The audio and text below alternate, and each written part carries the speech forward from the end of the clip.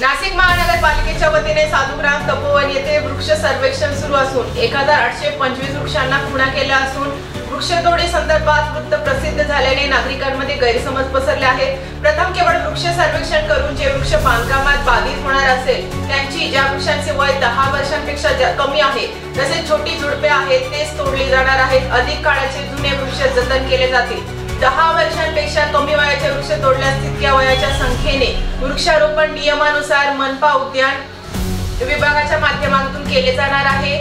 7 वर्षांचे झाड तोडल्यास 7 नवीन झाडे वृक्षारोपण करण्यात येणार आहे। मनपा तपोवन परिसरातील झाडे वाचवण्यासाठी कटिबद्ध आहे। सिंहस्थ कुंभमेळा यशस्वीरित्या पार पाडण्यासाठी मनपा विकासक्रमाने हाती घेतलेली असलेली जुनी वृक्ष जतन करण्याची जबाबदारी प्रथम मनपाची आहे।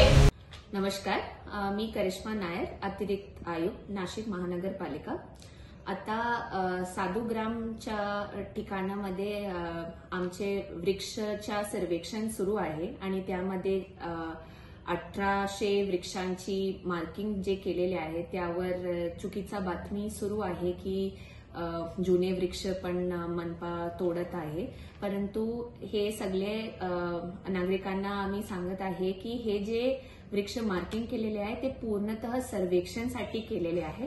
आता ह्यापैकी जे वृक्ष बांधकाम बाधित होणार आहे आणि असं वृक्ष ज्यांचे वय 10 वर्षपेक्षा कमी आहे, जे मागच्या कुंभमेळा पासून नवीन ह्या कुंभमेळ्यामध्ये आलेले आहे, ते झुडपे आहे, ते विदेशी प्रजातीचे आहे, तसंच झाड आम्ही पाडणार आहे।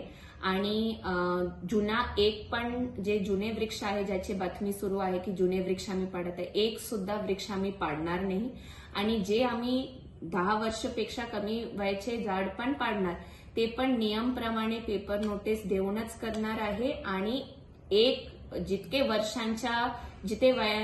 वयांच्या वृक्ष असेल तितके आम्ही नवीन झाड सुद्धा लावणार आहे। उदाहरणार्थ 7 वर्षांच्या वृक्ष आम्ही पाडलं तर आम्ही 7 नवीन वृक्ष सुद्धा लावणार आहे। आणि जिथे जिथे पुनर्रोपण पॉसिबल असेल तितके आम्ही पुनर्रोपण सुद्धा करणार आहे। नाशिक महानगरपालिका जे गार्डन डिपार्टमेंट आहे, उद्यान विभाग, आम्हाला वृक्ष मॅक्सिमम वाचवण्याची जबाबदारी आहे आणि तसंच आम्ही करणार आहे। सिंहस्थ कुंभमेळ्यामध्ये जे बांधकामासाठी आवश्यक वृक्ष असेल आणि जे त्या वयाचे असेल, जे मी आता म्हटलेल्या, फक्त आम्ही तसंच वृक्ष पाडणार आहे। सगळे नाशिकरांना हे आव्हान देते की जास्तीत जास्त वृक्ष आम्ही वाचवणारच आहे आणि जे आपल्याला पाडायचं आहे त्याची पण आम्ही पुनर्रोपण किंवा नवीन वृक्ष लावणारच आहे। तर सगळ्यांना मी विनंती सुद्धा करते की अफवा ऐकू नका आणि आपला मनपा जे आहे ते वृक्षांसाठी आणि कुंभमेळा दोघांचा बॅलन्स करण्यासाठीच आहे। धन्यवाद।